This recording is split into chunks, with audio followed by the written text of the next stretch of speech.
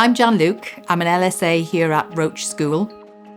The importance of emotional support on the children is fantastic because you start and they're quite often very scared, very nervous about doing anything, but slowly working with them on a regular basis, just doing things like cooking, and the pride that they have when they can show people what they've done and that they've baked this and they've made those sandwiches. You know you've done a good job and that they're happy.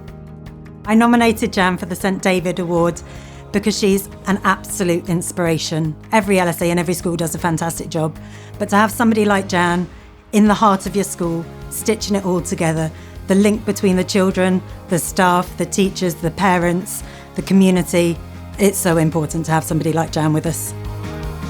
Without somebody like Jan, my daughter could have fallen through the cracks and she wouldn't have achieved what she's been able to achieve now. She would have gone through life feeling that she couldn't do it, and Jan helped her to realise that she could do it, just she needed to think about it in a slightly different way. My passion for continuing doing what I'm doing is just to see the look on children's faces when they've actually achieved something, where they've realised they can do things, and just to see them happy. That's the biggest motivation.